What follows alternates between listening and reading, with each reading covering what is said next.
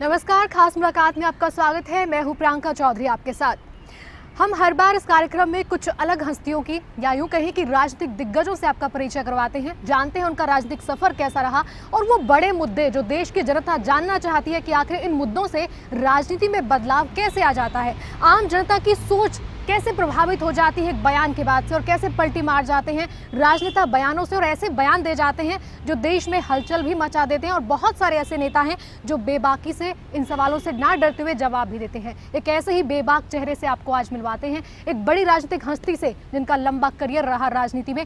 आखिर कैसे राजनीति का अब तक का सफर उन्होंने तय किया, ये जानेंगे। और वो बड़ा चेहरा जो हमारे साथ में मौजूद है खास मुलाकात में, वो है साक्षी महाराज जी। जी हाँ, बीजेपी सांसद और नेता हमारे साथ आज मौजूद है खास मुलाकात में। साक्षी महाराज जी, बहुत बहुत स्वागत है खास मुलाकात में आपका। बहुत बहुत धन्यवाद। साक्षी महाराज जी, पहला सवाल जो जनता आपसे जानना चाहती है, जब भी आपकी तरफ जनता देखती है तो बड़ी उम्मीद के साथ देखती है, क्योंकि आप किसी बात को छुपाते नहीं, बड़ा बेबाकी से बोलते जब आप बोलते हैं। आप इस राजनीतिक पृष्ठभूमि के बारे में बताएं कि आखिर आपने ये राजनीतिक शुरुआत कैसे की, ऐसा कौन सा बदलाव आपको लगा राजनीति में लाना जरूरी है, या आपने अपने जीवन में ऐसी कोई प्रेरणा आपको मिली कि अब राजनीतिक करियर शुरू करना है, अब देश में कुछ बदलना है?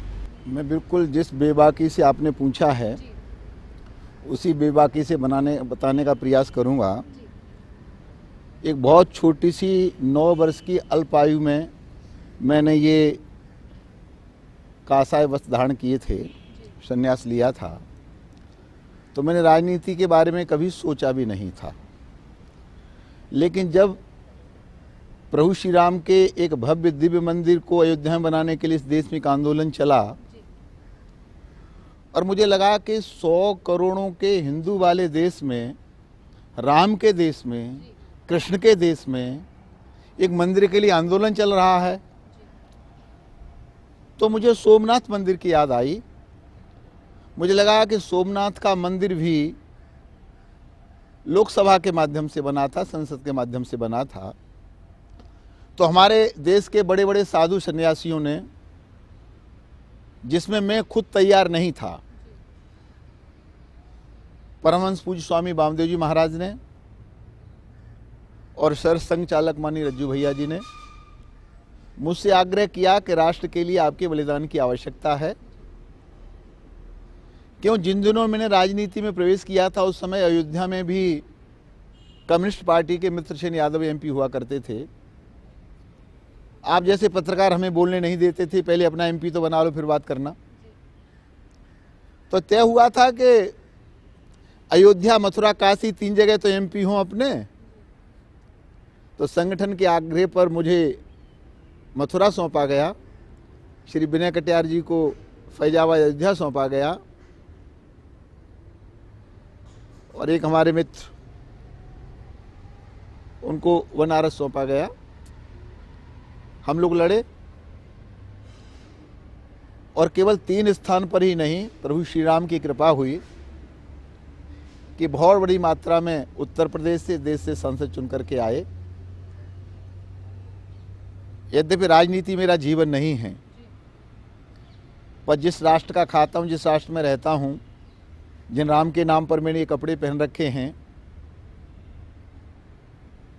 तो मुझे लगा कि राजनीति में आके कुछ भला किया जा सकता है और मैं राजनीति में आ गया। महाराज जी, एक सवाल और आता है, जब कोई आम इंसान, लोगों के बीच में रहने वाला, कुछ धर्म से जुड़ी बातें करने वाला, लोगों को समझने वाला, अगर राजनीति में आ जाए, क्या आप बदलाव देखते हैं उस राजनीति में जब आपने शुरुआत की थी और आज की राजनीति में फर्क आ गया है कुछ? तो प्रियंका जी, आप बिल्कुल ठीक कह रही हैं। मेरे जैसे व्यक्ति के लिए बहुत कठिन काम है। मेरे लिए तो वैसे है जैसे भगवान शिव ने विषपान किया था। आदमी सब कुछ त्याग करके संन्यास ग्रहण करता है, घर का, परिवार का, मोह का, ममता का, रुपया का, पैसा का, सारे का सारा त्याग करके संन्यास ग्रहण करके हरिद्वार ऋषिकेश की तरफ जाता है। पर आपका प्रश्न वाजिब है, क्योंकि मेरे साथ उल्टा हुआ है। मैं हरिद्वार ऋषिकेश पहुंच के लौट के राजनीति में आया हूं। जिस राजनीति को अच्छी दृष्टि से नहीं देखा जाता, घिनौनी दृष्टि से देखा जाता है, और मैंने कई बार, मेरे मन में ये संकल्प भी आया, प्रयास आया कि बहुत हो गया, बड़ी गंदी है राजनीति, बचो इससे, छोड़ो इसको। पर कुछ भले लोगों ने, जिनमें आप भी हो सकते हैं और भी बौद्धिक लोग हो सकते हैं, साक्षी महाराज, एक सीट तो बचा के आप बैठे हैं, जरा बैठे रहिए, कोई और लुच्चा लफंगा गुंडा आके सीट पर बैठ जाएगा। तो काम तो बहुत कठिन है, क्योंकि आज राजनीति हर क्षेत्र में इतनी हस्तक्षेप करने लगी है कि हर मामला विवादित हो जाता है। जैसे मैं हूँ, मैं भागवती कथा पर बैठ कर कुछ भी बोलता तो आप उसे विवादित नहीं कहती, लेकिन मैं सांसद हूँ, अच्छी से अच्छी बात कहूँ तो मीडिया उसे विवादित बनाने का प्रयास करती है। और बीजेपी के सांसद साक्षी महाराज ने ऐसा कह दिया, तो काम तो कठिन है। परंतु जब से मोदी जी का नाम सामने आया है तो मैं लगातार 5 बार से सांसद हूँ।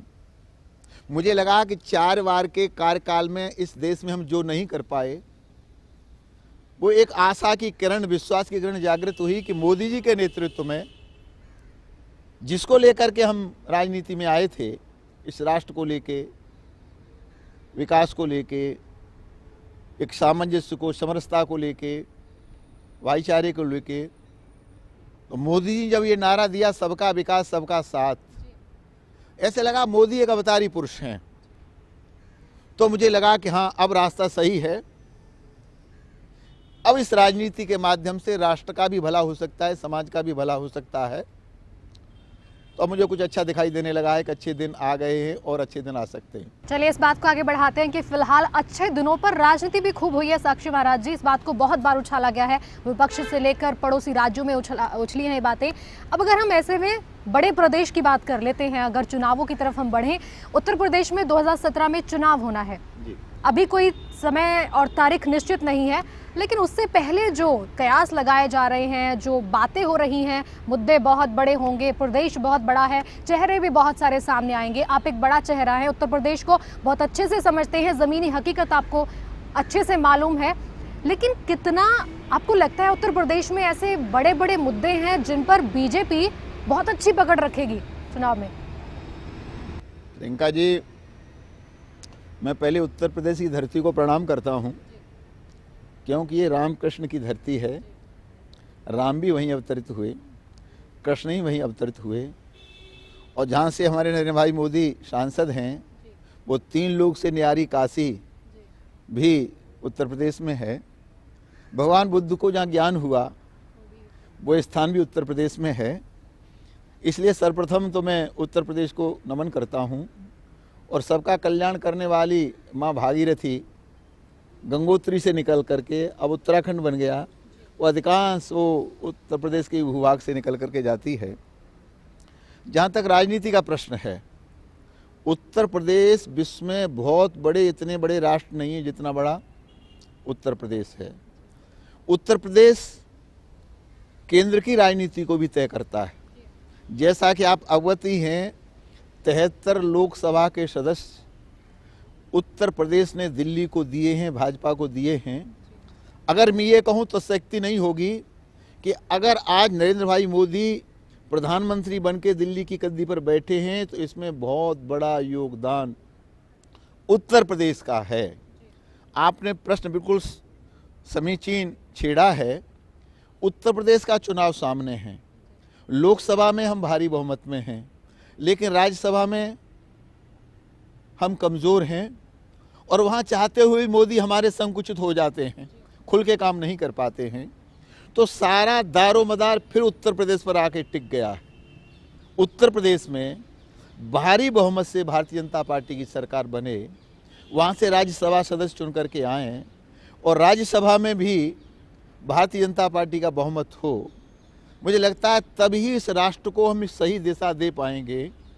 अभी तो वो लोग जिन्हें देश की जनता ने नकार दिया है, जिन्हें देश की जनता ने विपक्ष में बैठने लायक नहीं छोड़ा है, वो लोकसभा को हाईजैक करने का प्रयास करते हैं।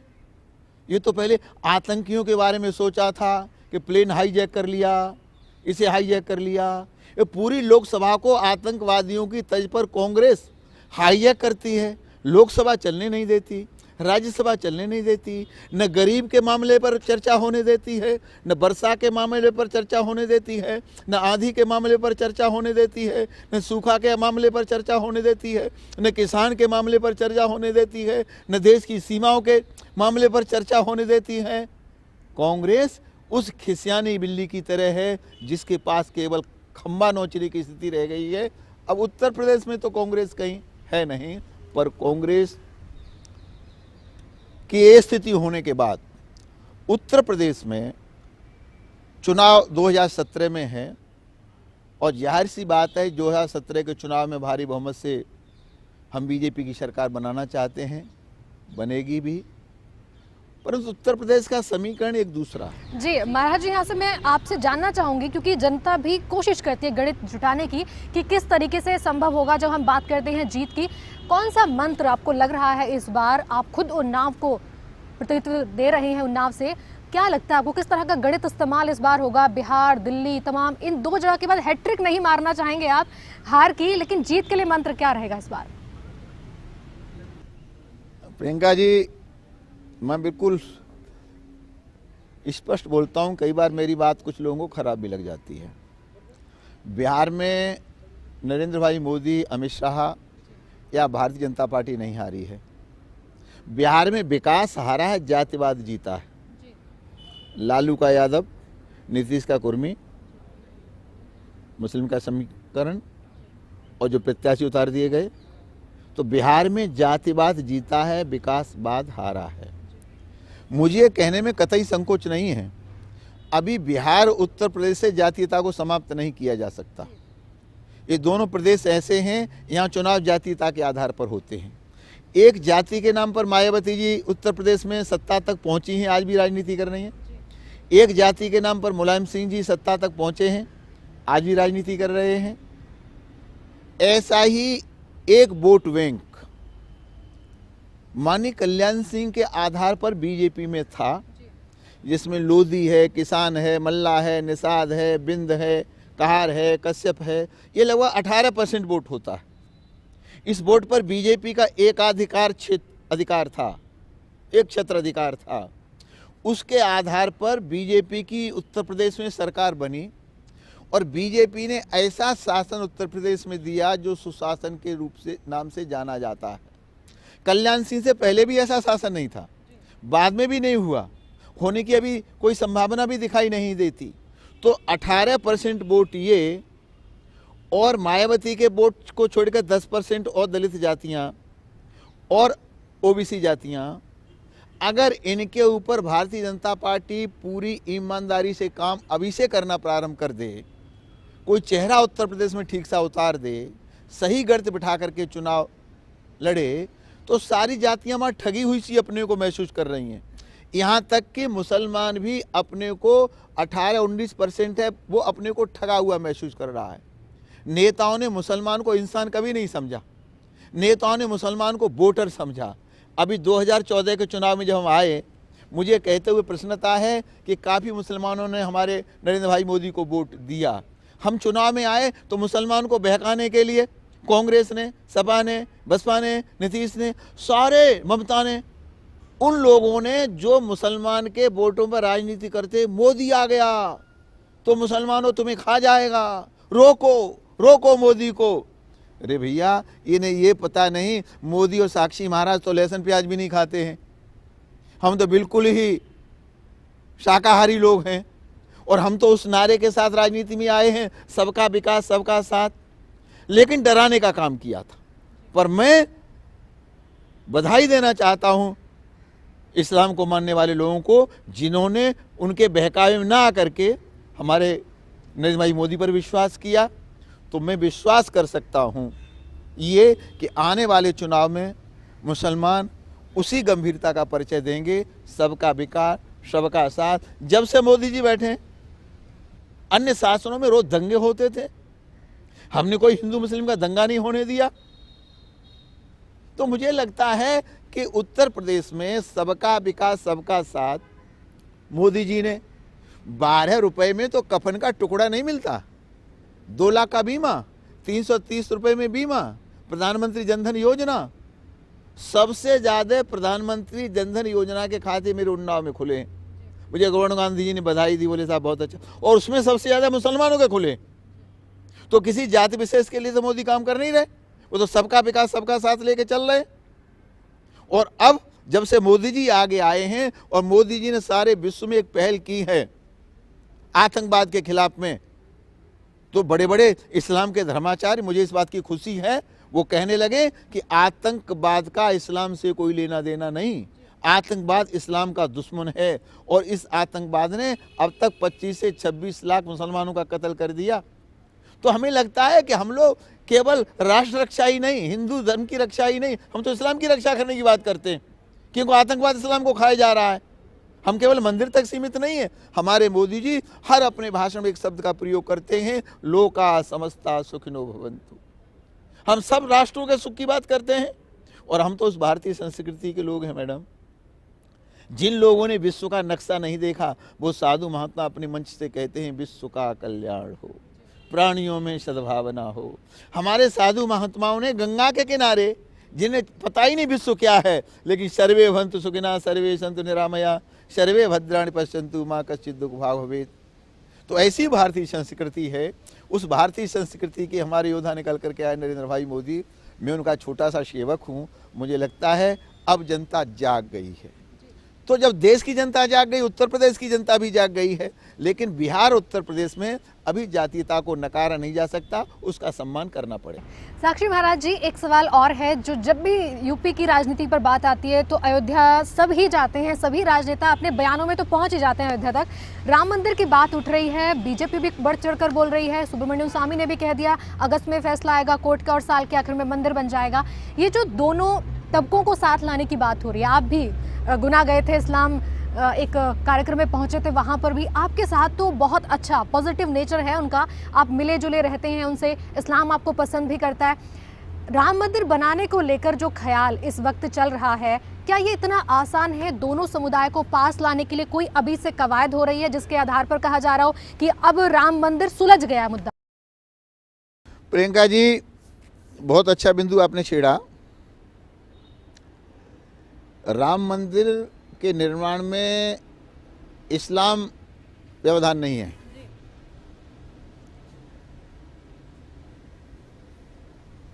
मैं गुना गया, वहाँ राष्ट्रीय सद्भावना सम्मेलन था, और आपको सुन के आश्चर्य होगा, वहाँ के जो शहर काजी हैं वो कार्यक्रम के संयोजक थे।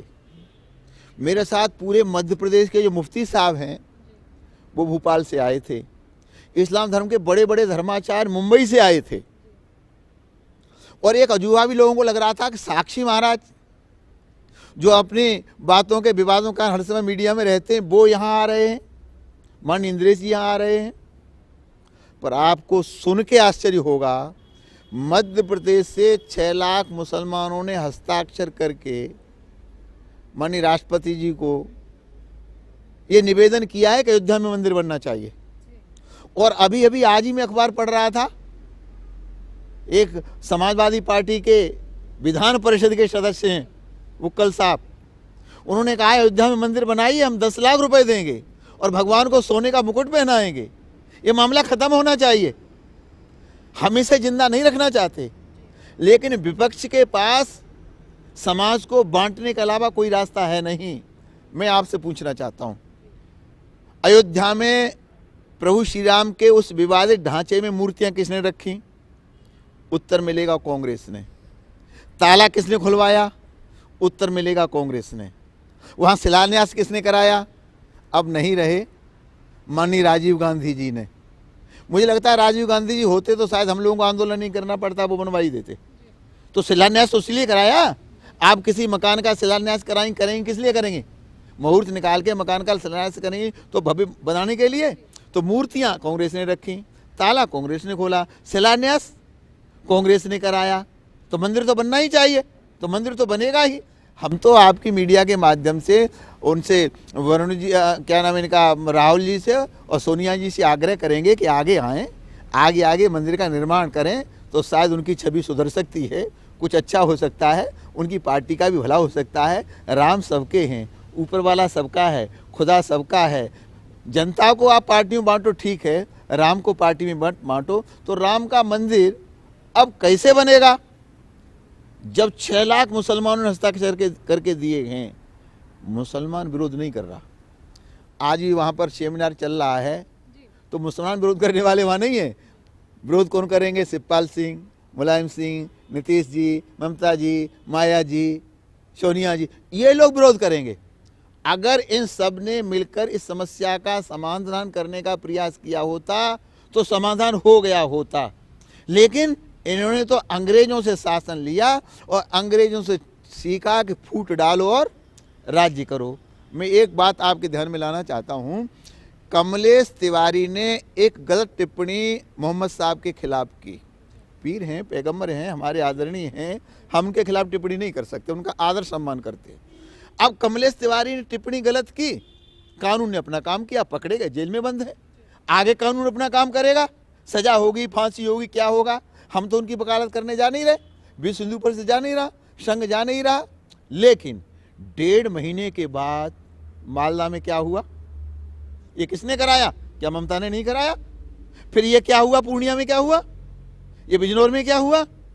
तो मुझे लगता है ये नेता इस देश को अब सांप्रदायिक आग में झोंकना चाहते हैं, वोटों का बंटवारा करने के लिए। एक्शन का रिएक्शन तत्काल होता है, अगर रिएक्शन हुआ होता तत्काल होता। इसलिए इस्लाम को गलत कहना या इस्लाम मानने वालों को गलत कहना, उनको दोषी ठहराना, ये उचित नहीं है। दोषी तो ये लोग हैं जो मुसलमान को केवल वोटर समझते हैं, इंसान नहीं समझते। महाराज जी, आप यहाँ मुस्लिम और हिंदू एकता और मोदी प्रभाव और लहर की बात कर रहे हैं कि बीजेपी के समय में बहुत कुछ ऐसा हो रहा है जो मुस्लिम हिंदू तो चाहते हैं, लेकिन विपक्ष है जो टांग अड़ाता है हर बात में। पड़ोसी उत्तर प्रदेश की बात हमने कर ली, राज्य की, पड़ोसी देश की हम बात करते हैं इस्लाम की। कई बार वहाँ से ऐसे संदेश आते हैं, मोदी खुद पाकिस्तान जाते हैं, नवाज शरीफ से मुलाकात करते हैं, बड़े तहे दिल से स्वागत होता है वहाँ पर। वापस आने के बाद एक हमला होता है जो सबके लिए बहुत दुखद घड़ी थी। बहुत बार देखा गया है कि आतंकवाद को इस्लाम से जोड़ दिया जाता है। राजनेता भी कोशिश करते हैं पूरी कि ना इस मुद्दे को इकट्ठा किया जाए, इस्लाम के नाम पर जो आतंकवाद फैलाया जाता है। आप कोई संदेश देना चाहेंगे कि इस्लाम इस तरफ ध्यान ना दे कि आतंकवाद के साथ जोड़ा जा रहा है, ये कहें कि हमारी जड़ें कितनी मजबूत है? मुझे इस बात को कहते हुए बहुत खुशी हो रही है कि चाहे जामा मस्जिद के इमाम साहब हों, चाहे मदनी साहब हों, चाहे कलवे साहब हों, चाहे देवबंदी हों, चाहे बरेलवी हों, मैं गुना गया, इन सब ने एक स्वर से बिना किसी तकल्लुफ के बेबागी से कहा है कि इस्लाम से आतंकवाद का कोई लेना देना नहीं है। मुझे तो कल टीवी देख के आश्चर्य हुआ, ओवैसी हैदराबादी, उन्होंने बगदादी को 1000 गालियां दे दी, बोले वो तो नटवरलाल है, वो मुसलमान है ही नहीं, वो तो इस्लाम का दुश्मन है। तो ये जो आतंकवादी हैं जिन्होंने अब तक 26 लाख मुसलमानों का कत्ल किया है, ये सब इस्लाम के दुश्मन हैं। तो ये आवाज़ अब धर्माचारी समझने लगे, इस बात को जो मोदी ने आवाज़ उठाई थी उसी को उठाने लगे। मुझे लगता है एक अच्छी शुरुआत हुई है, एक अच्छी बात निकल करके आई है। मोहम्मद साहब ने भाईचारे का पैगाम दिया था, मानवता का पैगाम दिया था। तो जो सच्चा मुसलमान है मोहम्मद साहब को मानने वाला, वो कभी आतंकवाद में विश्वास नहीं करेगा, वो कभी जिहाद में विश्वास नहीं करेगा। आज का जिहाद जिहाद नहीं है, फसाद है। जो जिहाद की शिक्षा देते हैं वो जिहाद की शिक्षा नहीं है, फसाद की शिक्षा है। वो सारे का सारा देखने के लिए मिल रहा है। लेकिन अच्छी बात ये हो गई, देर आए दुरुस्त आए। बहुत देर से पाकिस्तान की समझ में आया, पर पाकिस्तान की समझ में आ गया कि पठानकोट पर जो हमला हुआ है वो हमारे घर से किया गया है। जितनी बढ़िया बैठक यहाँ नहीं, उससे बढ़िया बैठक नवाज ने की है और हमारे मोदी को विश्वास दिलाया है हम कार्रवाई करेंगे। पूरी कैबिनेट की बैठक उन्होंने बुलाई है और ये कहा है मोदी जी से कि आतंकवाद से हम भी परेशान हैं, मिलकर आतंकवाद का सामना करेंगे। तो अब देर आए दुरुस्त आए, ये पाकिस्तान को भी पता चल गया कि आतंकवाद एक कैंसर है, ये नासूर बन गया है। इसका ऑपरेशन होना, इसका इलाज होना बहुत आवश्यक है। लेकिन मीडिया भी चिल्ला रही है, हम भी देख रहे हैं, कहने में करने में ज़मीन आसमान का अंतर होता है। अगर आज पाकिस्तान ने विश्वास दिलाया है तो 24-48 घंटे जो हैं वो पाकिस्तान क्या करने वाला है, मोदी भी बहुत तेज दृष्टि से उसकी तरफ देख रहे हैं, भारत सरकार भी देख रही है, मीडिया भी देख रही है कहीं ऐसा तो न हो कि पाकिस्तान के हाल वही हो जाए कि हाथी के दांत खाने की ओर दिखाने की ओर, तो कहीं फिर पाकिस्तान न पलटी मार जाए। ये पाकिस्तान के ऊपर निर्भर करता है। चलिए, बहुत बहुत धन्यवाद हमें वक्त देने के लिए और खास मुलाकात में हमारे साथ अपने विचार रखने के लिए। और तमाम वो राजनीति से जुड़े मुद्दे हमने आज साक्षी महाराज जी के साथ छेड़े। एक बार फिर से आपका धन्यवाद कि आपने हमें वक्त दिया। बहुत बहुत धन्यवाद। तो ये थे हमारे साथ साक्षी महाराज, जो राजनीति में बड़ा चेहरा तो है ही, लेकिन उनकी बातें जो आपने अभी सुनी वाकई में दिल को छूने वाली है कि अगर प्रधानमंत्री नरेंद्र मोदी ने एक पहल की थी पाकिस्तान में जाकर पीएम नवाज शरीफ के साथ हाथ मिलाने की, तो क्यों ना पड़ोसी राज्य में उत्तर प्रदेश में सरकार बनाने के लिए ऐसे मुद्दे छेड़े जाएं जो वाकई जनता के हित के होने वाले हैं, जो आम लोगों से सरोकार रखने वाले हैं। और यहाँ साठ गांठ की लड़ाई नहीं, बल्कि हर किसी को बोलने का हक दिया जाए। वैसा ही कुछ साक्षी महाराज ने आज अपनी बातों में जाहिर किया। फिर होंगे हाजिर। आज के लिए खास मुलाकात में इतना ही। नमस्कार।